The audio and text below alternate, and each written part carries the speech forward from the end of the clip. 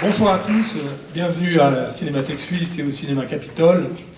Il y a une dizaine de jours, c'était il y a à peine 2 semaines, la Cinémathèque Suisse fait une petite expédition matinale au musée de l'Élysée parce qu'il fallait y discuter d'une affaire urgente et intéressante.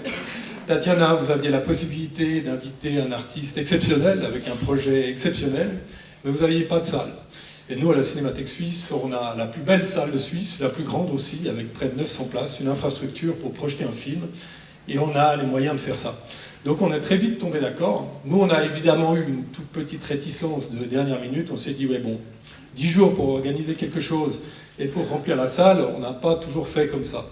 Et vous nous avez dit immédiatement, pas de problème, ce sera plein, on va même refuser du monde. C'est vrai, on a envoyé l'invitation en commun mercredi passé, à 11h, et à 2h, on refusait déjà du monde. C'était un peu comme à Paléo. C'est assez naturel, finalement, que le musée de l'Élysée et la Cinémathèque collaborent entre le musée de la photo qui bouge, donc le cinéma.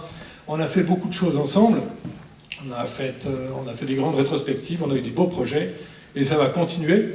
On a des projets dont on discute et dont on se réjouit de parler avec vous bientôt, et on se réjouit de vous accueillir dans ce contexte. Alors bienvenue à vous tous, merci d'avoir rempli le Capitole, bienvenue à tout le musée de l'Élysée, je crois qu'il y a de nombreux visages ici.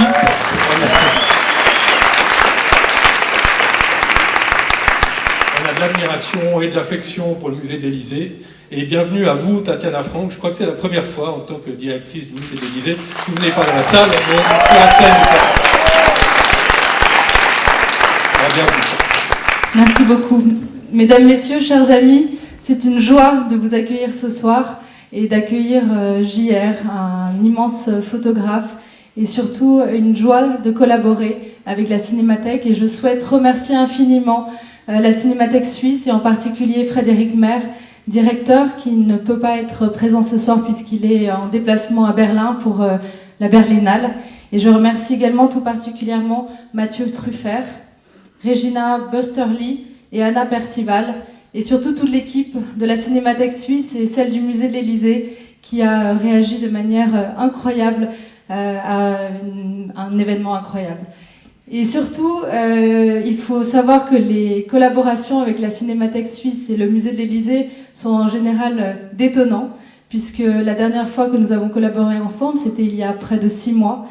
À l'occasion d'Objectif Gare, nous avions présenté Laïa Abril dans un endroit original, le Moderne, que certains connaissent ou que d'autres font semblant de ne pas connaître, puisqu'il s'agit d'un cinéma pornographique. Alors, la projection de ce soir sera peut-être un peu moins érotique, mais sera tout aussi passionnante et remplie d'amour et de passion, grâce à l'amour que donne JR au monde. Et je souhaite l'accueillir ce soir chaleureusement. JR, bienvenue, et on t'attend sur scène. Merci JR.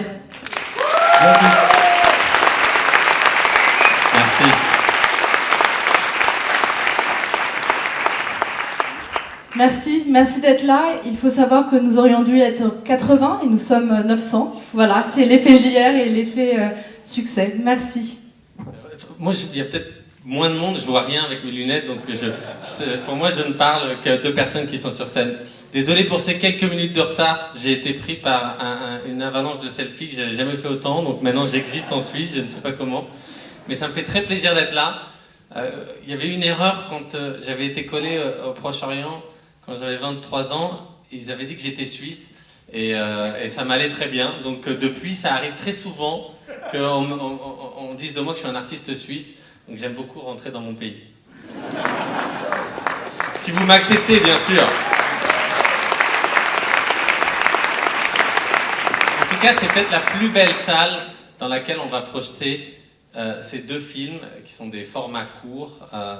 Et le premier, c'est Hélice, qui est un film qui me tient beaucoup à cœur, parce que d'ailleurs on l'a tourné il y a exactement 1 an pile, dans un lieu qui me fascinait, parce qu'il n'a jamais été vu du public.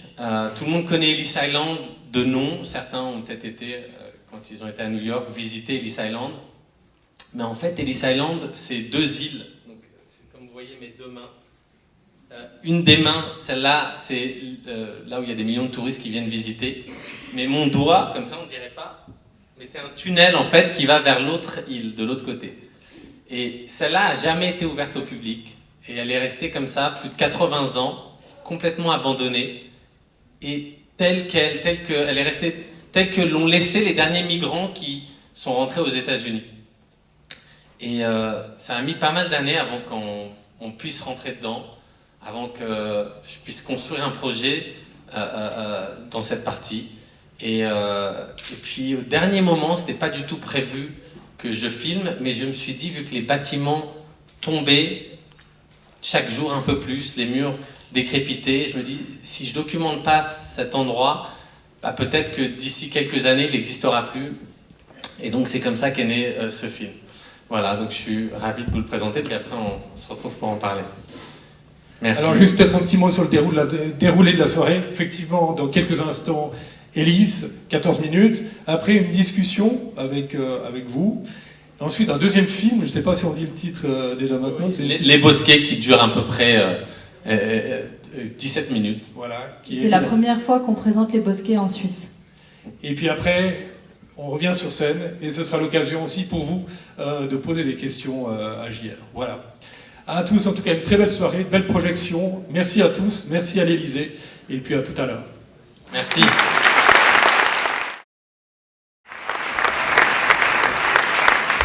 Merci. Bon, désolé pour ce petit problème de son. Moi, j'étais Non. pas censé revenir ici, mais je veux juste m'excuser, même si les commentaires étaient absolument parfaits, qu'on a vécu une œuvre presque différente. C'est pas comme ça qu'on a l'habitude de traiter les films ici à la Cinémathèque. On est désolé. Et puisque je remonte ici quelques instants, je profite de poser la question forcément du cinéma et du cinéphile. Je pense qu'il y a beaucoup d'artistes qui aimeraient travailler avec Robert De Niro. Il dit non à beaucoup de projets. Il dit probablement non à beaucoup de bons projets. Il faut juste vous raconter un tout petit peu cette rencontre et comment est-ce que vous l'avez intéressé à ce film. Je crois qu'il faut pas lui laisser le choix.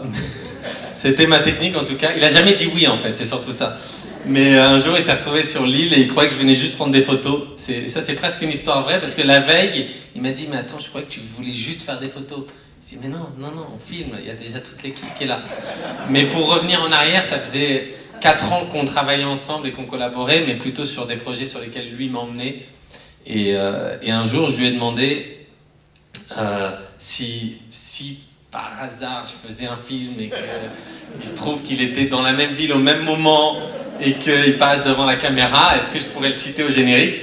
Et il a dit, écoute, si tu veux faire un film avec moi, commence déjà par l'écrire, et pour ça, il faut que tu aies quelqu'un qui sache l'écrire. Et je dis, ouais, je connais personne, et il dit, bah écoute, moi j'ai déjà travaillé avec, et il me cite des noms, et le numéro 1 de sa liste, c'était Eric Ross. Et Eric Ross, c'est celui qui a écrit Forrest Gump, Ali, qui a écrit The Good Shepherd, qui a le scénariste apparemment le plus cher d'Hollywood, qui a 70 ans, et qui, quand je l'ai appelé, m'a dit oui, je vois ce que tu fais, dis-moi, qu'est-ce qu'il y a? Je lui ai dit, écoute, voilà, j'aimerais faire ce projet sur Ellis Island. Il me dit, ma famille vient d'Ellis Island. Et je lui ai dit, bah écoute, je te propose de venir voir une partie que tu n'as jamais pu voir et que personne n'a vue. Et 5 jours après, il était là. Et il a commencé à écrire. Et on a fait des allers-retours. Et il a compris que c'était un projet que je faisais par moi-même, sans production, sans rien, juste avec l'aide de mes amis. Et il a accepté de le faire comme ça. Et ensuite, je suis retourné voir Robert De Niro et j'ai dit, voilà, il y a Eric Ross. Il m'a dit, ah merde, ok. Et après, je lui ai montré le script. Il m'a dit, c'est trop long, c'est trop long. Et donc, à chaque fois qu'on était sur d'autres projets, où j'étais avec lui sur des films, j'essayais dans tous les petits moments de travailler avec lui sur le projet. Et ce qui est marrant, c'est que je pense que lui, il a une espèce de manière de travailler, j'ai envie de dire, non communicante, c'est-à-dire, il dit peu de choses, mais il faut comprendre ce que ça implique. Et son grand message dans toute notre avancée, c'est le moins j'en dis dans le film, le mieux ce sera. Et donc petit à petit on a réduit le script, mais je ne savais pas si c'était des choses qui se faisaient, donc j'étais très gêné par rapport à Eric. Donc je disais oui, tout va bien, oui. Il adore le scénario. Et puis petit à petit on coupait des pages. Et puis ensuite j'ai dû loquer une date qui lui allait pas du tout. Mais je sentais que la tempête montait sur New York, commençait à avoir de la neige, et j'ai dit si on le fait pas maintenant, on le fera jamais. Ellis Island m'autorisait, parce qu'ils n'avaient jamais autorisé aucun tournage, à le faire sur 3 jours, plus un jour sans caméra juste pour repérer. Et donc je lui ai dit, voilà, ça sera ce week-end-là, j'ai déjà fait venir des gens, mon équipe va venir, etc. Et il m'a dit, écoute, ouais, je comprends, ce week-end-là, c'est pas possible, peut-être le week-end d'après. Et donc en fait, on a commencé à travailler, et petit à petit, le caméraman ne pouvait ce week-end-là, tous les gens qui venaient aider ne pouvaient qu'à ce moment. Donc, 3 jours avant, j'imaginais un film sans lui. Et c'est vrai, tout le monde était là, et on a commencé une première journée sans lui, à faire tous les autres plans. Et puis ensuite, je l'ai vu le soir, il m'a dit, écoute, faut que tu comprennes. Et il avait des raisons que je comprenais en plus tout à fait. Donc, c'était des vraies raisons. Il était entre 2 films. Et je savais qu'il repassait à New York là, donc il venait d'arriver et qu'il devait repartir à Boston. Et il me dit, écoute, je t'appelle demain. Peut-être juste, je passe voir et je passe la semaine prochaine filmer. Et le lendemain, il m'appelle, il me dit, écoute, demain, je passe, prépare-toi. Ça va aller très vite parce qu'après, je pars vers l'aéroport et je m'envole tout de suite. Et en fait, il est venu. Et il m'a dit, il n'est même pas rentré c'est l'hôpital en fait qu'on voit là. On l'a préparé. Il m'a dit, je rentre et on commence tout de suite. Donc j'ai été prévenu à l'équipe, j'ai dit mettez-vous en position et on avait préparé tous les chemins. Donc en fait pour tourner sans pause en fait. Et donc il a quand même glissé la tête, dit bonjour, il est ressorti. Et à partir de là, moi j'ai jamais dirigé un acteur. Donc et à partir de là, il fallait que je le guide dans tous ses mouvements parce qu'il n'était jamais rentré dans l'hôpital. Et dès qu'il a ouvert la porte, il a pris en fait le choc de cet endroit que j'espère qu'on ressent dans le film. Et en fait, il a vraiment découvert en marchant là. Et en même temps, c'est son histoire aussi, Ellis Island, donc de sa famille. Et donc il y a eu quelque chose de magique qui s'est passé. La tempête était vraiment comme elle était. Et il a d'ailleurs jamais pu décoller après. Donc, il m'a pas parlé pendant 1 semaine. Et il en rigole toujours pas.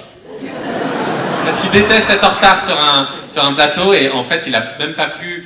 Et ils ont réussi à l'emmener jusqu'à l'aéroport en changeant d'avion. Parce que son avion ne voulait pas décoller. Donc, il est monté dans un autre vol. Et qui est jamais parti. Donc, il est re-rentré chez lui le soir dans cette tempête. Et le lendemain matin, il est reparti avec 2 heures de retard. Et donc, bon, au final, donc, ce film, c'est un peu produit par magie. Et c'est vrai que 2 jours avant, il avait du mal à accepter que d'un coup, ça soit le moment où je passe derrière la caméra et je réalise. Et il pensait que j'allais encore faire des photos. Et donc voilà, même moi, quand je vois ce film, je me demande comment ça s'est produit. Bon, Tatiana, comme promis, à toi. Moi, j'ai vu qu'il y avait du son, donc je vous laisse tous les deux. Je suis content. À tout de suite. Il n'y a plus de son. S'il y en a. Il y a 100 ans exactement, un soir de février 1916, de jeunes artistes fondaient en Suisse le mouvement dadaïste, alors que la guerre faisait rage à Verdun. Des milliers de réfugiés quittaient le vieux continent et ses guerres pour rejoindre le nouveau monde. Ils arrivaient à Ellis Island. Ton projet s'y est déroulé juste avant la crise des migrants en Europe. Encore une fois, tu avais une longueur d'avance sur l'actualité, puisque tu as commencé ta carrière d'artiste juste avant l'explosion d'une très grande crise urbaine, sujet du second film de ce soir. Alors JR, quelles sont tes prochaines destinations et tes projets pour que l'on puisse anticiper sur les prochaines crises qui feront la une des journaux? Écoute, quand j'ai été à Ellis Island il y a 4-5 ans, en fait, ça n'a jamais cessé de migrer autour de nous-mêmes. On vient tous de quelque part. Et donc, pour moi, ça ne me paraissait pas un sujet plus qu'un autre. Quand j'étais à Ellis Island, je me suis intéressé à l'histoire et comment de cette petite île qui était en bas, parce que j'habite New York, donc au large de chez moi, avait accueilli 12 millions de personnes et était en fait un passage avant de rentrer aux États-Unis. Et en fait, c'est que 4 ans plus tard, quand j'ai pu mettre le pied sur l'île vraiment et commencer à travailler, que je me suis dit, ok, quel est l'équivalent aujourd'hui? Et à ce moment-là, j'ai été à Lampedusa, en Italie, dont on voit maintenant beaucoup d'images. À l'époque, il y en avait un petit peu, mais beaucoup moins, parce qu'il n'y avait pas cet afflux aussi important, mais il était quand même présent. Les gens n'ont jamais cessé. D'ailleurs, il y a 100 ans, les gens migraient, dans 100 ans, ils migreront encore. Ça fait partie de notre nature de toujours aller ailleurs en fonction de son propre choix ou des fois contre son gré. Et les gens que je rencontrais là-bas à Lampedusa venaient pas là parce qu'ils avaient envie de par plaisir de voyager, mais des fois parce qu'ils étaient vraiment forcés. Et donc de me rendre compte que tout ça se passait encore, mais avait juste changé d'endroit, s'était juste déplacé, ça m'a beaucoup marqué. Mais comme je commençais à voir ces images à la télé, etc., je me suis dit je préférais les traiter sur l'histoire et de reconnecter cet endroit à notre présent, à ce qui se passe aujourd'hui. C'est pour ça que tous les visages d'ailleurs qu'on voit au sol à la fin, c'est des gens qu'on a photographiés partout dans les États-Unis, qui sont aux États-Unis mais sans papier, et donc qui sont en situation illégale. Et donc c'était vraiment important pour moi qu'on parte de cette histoire-là et on reconnecte avec ce qui se passe aujourd'hui. D'ailleurs, tout ce qu'il dit à la fin, en fait, connecte avec les gens qui traversent les mers, les déserts, les ponts, etc. Je pense que quand on est artiste, on est comme une éponge et on prend de tout ce qui se passe autour de nous.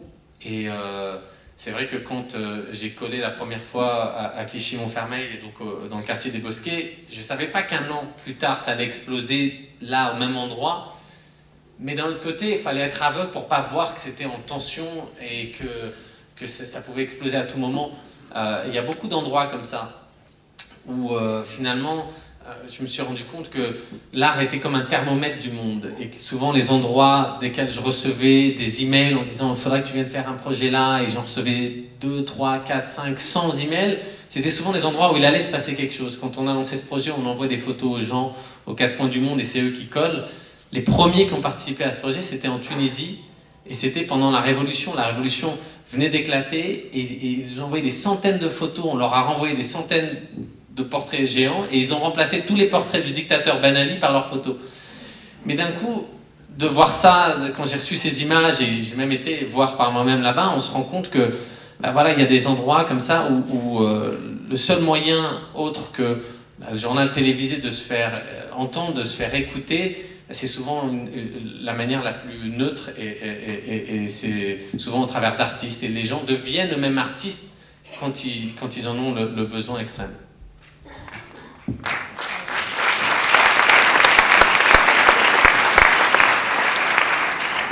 Alors ton projet s'appelle Unframed. Ça me rappelle un autre projet que tu as réalisé dans les archives du musée de l'Élysée et que tu as collé ensuite à Vevey il y a quelques années. Est-ce que tu peux nous parler de ce lien ? Ouais, en fait, d'ailleurs, c'était vraiment mon passage ici au musée de l'Élysée à Lausanne, donc il y a maintenant 6 ans, qui a marqué un tournant parce que c'est là où je me suis rendu compte que je me suis placé par rapport à la photographie. Je me suis dit, en fait, on s'en fout que je fasse des photos nettes ou floues. Bon, je sais que c'est quand même important, mais en vrai, qu'elles soient belles ou pas belles, l'important c'est ce qu'on fait de ces images. Et c'était vraiment en plus le moment où tout le monde a un appareil photo à proximité. Je commençais à voyager dans les pays du monde où tout le monde avait un ami qui avait un téléphone, au moins avec une caméra. Peu importe, c'est ce qu'on fait de ces images. Et c'est quand je suis venu ici et que j'ai pu, au travers du Festival Images à Vevey, rentrer dans la collection du musée de l'Élysée et je suis allé, je me rappelle très bien, dans la réserve, et il y avait des tirages partout et des photos d'inconnus, des photos, on ne savait plus qui les avait prises, et d'autres photos de grands photographes, tous ces négatifs, tous ces plans. Je suis resté des heures et des jours à les regarder. Et en fait, c'était un peu comme toute une histoire d'images, mais qu'on ressortait plus, qui faisait peut-être plus sens, ou qui allait ressortir dans le thème d'une expo. D'un coup, on était dans un moment, on l'est toujours, on crée des images, tout le monde crée des images tous les jours, comme s'il fallait tout documenter, se rappeler de tout. Et j'ai commencé à ressortir ces images-là, donc à prendre des photos qui ne sont pas de moi. Et c'est comme ça qu'est né ce projet Unframed. Ce que vous voyez dans le film, ce sont des vraies archives de l'époque que j'ai repris. Et voilà, j'étais pas là à l'époque pour prendre ces photos, peu importe, c'est ce qu'elles signifient aujourd'hui dans ces lieux. Et elles sont d'ailleurs collées là-bas. Si y a des tours organisés. Alors c'est un peu spécial parce qu'il faut que vous portiez un casque et il y a 2 gardes qui viennent avec vous. Mais c'est quand même un tour assez incroyable parce que vous marchez dans les ruines. Vous devez signer un waiver comme quoi si une pierre vous tombe dessus, vous ne pouvez pas les poursuivre. Et il y a vraiment des pierres qui tombent puisqu'il y a des salles qu'on ne peut plus voir puisque le plafond s'est effondré. Donc il y a des salles, des œuvres qui ont déjà disparu alors que c'était qu'il y a 1 an et demi. Qu'on a collé et ça s'appelle le Hard Hat Tour. Et donc voilà, ils prennent toutes les heures 7 personnes et ils les emmènent comme ça. Et c'est vraiment un voyage dans le temps. Et donc voilà, ça a marqué ici le début d'un projet que j'ai amené dans plein d'endroits du monde où des fois une même image collée à un endroit et puis collée à un autre prend une toute autre signification. Avec ton projet Unframe, tu as collé sur de nombreux bâtiments importants, historiques. As-tu eu envie de coller sur la Tour Eiffel, sur la Statue de la Liberté, sur le Louvre? On va faire la pyramide du Louvre en mai. J'en dis pas plus, mais c'est prévu pour fin mai. Donc oui, bien sûr, quand je regarde tous les murs d'ailleurs, je pense à coller. Je pense même à ce mur blanc d'ailleurs derrière moi. S'il n'est pas utilisé, je voudrais bien parler avec le propriétaire. J'aimerais bien coller dessus. Mais d'ailleurs, récemment, on s'est même demandé comment utiliser des murs de manière éphémère, parce que je n'utilisais pas trop la projection. Et pour ce film, en fait, quand on a fini vraiment, ça explique aussi une manière dont tous les projets fonctionnent, et aussi bien que le tournage, qu'une fois qu'on a fini le film et qu'il était prêt, en fait, on n'avait pas du tout pensé à comment le sortir. Et c'était fin août, je me rappelle bien, j'étais en train de faire les derniers réglages, on arrive à début septembre, on n'avait envoyé à aucun festival, on n'était pas du tout dans les dates, etc. Et on s'est regardé, on s'est dit, en fait, ce qui serait génial, c'est que, vu que je m'étais arrangé avec tous les gens, celui qui a écrit, celui qui a joué, ceux qui ont fait la musique, que ce film ne génère pas d'argent et donc soit gratuit à tous. Donc on s'est dit dès le départ, on n'est pas dans un schéma classique, et c'est justement pour ça, et avec ce qui se passe, c'était la crise des migrants qui était en train d'exploser début septembre, il faut que les gens le projettent et fassent des débats autour de cette question de la migration, mais avec des gens qui sont le plus aptes à en parler en fonction des contextes. Et on a monté un site, et on a dit, voilà, mettez votre nom, votre adresse, etc. Et si vous pouvez projeter à plus de 20 ou 30 personnes, nous, on vous envoie le film, et ça sera à vous d'organiser la projection. On a calé une semaine, et donc pendant un mois, les gens pouvaient envoyer, voilà. Donc on a commencé à recevoir des centaines et des centaines de propositions. Les gens mettaient leur adresse, souvent une photo de la salle. Il y a eu tout un réseau d'universités aux États-Unis qui ont fait des projections à plus de 450 personnes avec des débats. Donc il a commencé à avoir une grille de débats organisés. Et ensuite, quand on a été voir, par exemple, iTunes, on leur a dit, voilà, on ne cherche pas à gagner d'argent, juste si vous le prenez, vous le mettez, mais vous n'avez pas d'exclusivité. Et vous le donnez gratuitement. Donc si vous allez sur iTunes, là, il est écrit en téléchargement gratuit. Et ensuite, on a été voir Amazon, on a dit pareil, il n'y a pas d'exclusivité, il n'y a pas de moi je suis Amazon, j'ai l'exclusivité, moi je suis iTunes. On oublie tout ça, il est sur les plateformes, il est accessible à tous, et vous aurez le droit de le mettre qu'après que les gens l'aient projeté eux-mêmes. Et donc pendant un mois, on a envoyé. Et alors, on n'envoyait pas un lien, on envoyait un vrai DVD, ça les gens ne savaient pas, histoire de vraiment créer un lien avec les gens qui se retrouvaient, les organisateurs de leur projection. Et on a reçu des centaines, j'en ai posté quelques-unes, mais il y a eu je crois que le hashtag #ElliStory, on peut voir toutes les photos qu'il y a eu, et ça a été entre la Sicile, la Grèce, des projections dans la rue, à travers tous les États-Unis, des débats, et c'était incroyable de voir des écoles, des maisons de retraite organiser leurs propres projections. Et ça m'a vachement aussi complexé de projeter avec une mauvaise qualité, un mauvais son, etc. Je parle pas du tout pour ici, parce que c'était une des plus belles projections qu'on ait eues, c'est vrai. Mais souvent, je recevais des vidéos de gens qui projetaient, et en même temps, il y avait tous les téléphones qui sonnaient, et le mec qui était à côté de l'écran en train de téléphoner comme ça. Et en vrai, c'est pas grave, parce que il y avait ensuite des débats, des questions, les gens se parlaient, et j'aurais jamais pu, de mon vivant, faire autant de projections. Il y en avait plus de 850, et ça continue, puisque maintenant il est sur toutes ces plateformes-là, et les gens peuvent le voir, et donc voilà, pour moi ça a été une première, et j'essaie de repenser en tout cas des films de ce genre, et des futurs projets de cette manière-là, parce que c'est une manière qui implique vraiment le plus les gens, et qui a créé plein de débats. J'ai été à quelques-uns, et c'était vraiment fascinant, parce que si vous étiez près de la frontière mexicaine, c'était des Mexicains qui parlaient de leurs vraies conditions. Si vous étiez en Sicile, c'était des Syriens qui venaient parler. Enfin, en fonction des endroits, il y a eu des débats vraiment passionnants. Alors je propose qu'avant de passer au débat, on projette le deuxième film de ce soir, Les Bosquets, qui était une petite surprise pour vous, avec un son merveilleux. Alors Je le présente juste en 2 secondes. Les Bosquets, c'est la première image que vous allez voir du film. C'était presque comme ma première photo. Et cet homme qui tient sa caméra comme une arme, il s'appelle Ladj, et donc ce film lui est dédié. Et en fait, c'est un film qui, lui, pour le coup, au lieu de mettre juste 4 jours à tourner, a mis 15 ans. Et donc c'est 15 ans d'images, puisque c'est depuis le tout début jusqu'à l'année dernière en fait. Et donc c'est, on voit si vous faites attention au format, on le voit vieillir, on voit plusieurs étapes dans ce quartier. Et en fait c'est un peu une approche que j'ai dans mes projets, de travailler sur un même endroit mais sur les années. Et celui-là était mon premier projet. Je savais pas que en collant sur cet immeuble, et d'ailleurs la ville avait porté plainte, donc j'étais même parti de la France pendant 1 an, et quand j'étais revenu, c'est à ce moment-là que les émeutes ont explosé, et donc je pensais que mon image et mon projet qui était fini 1 an avant, en fait, ne faisaient que commencer au moment où les émeutes explosaient, puisque d'un coup on les voyait en arrière-plan de tous les médias. Et puis ensuite, petit à petit, je me suis rendu compte que ça en finissait pas, et j'ai continué ce lien avec ce quartier, et ça a tourné dans ce projet et dans ce film-là, Les Bosquets, que je vous invite à voir. On en parle juste après. Et c'est vrai que c'est beau cette fidélité, et c'est le cas de tous tes projets en fait, parce que là on parle de la France, mais le Brésil, tu en reviens, et c'est pareil, 10 ans après. Ouais, tous les endroits où on a pu créer ce lien. Il y a des endroits où on a dû partir en courant, mais il y a d'autres endroits où on a pu vraiment créer un lien. Et disons que tous les endroits où on n'a pas porté plainte contre moi, je reviens régulièrement. Donc, si vous n'avez rien contre, je reviendrai aussi. Reviens nous voir. Merci.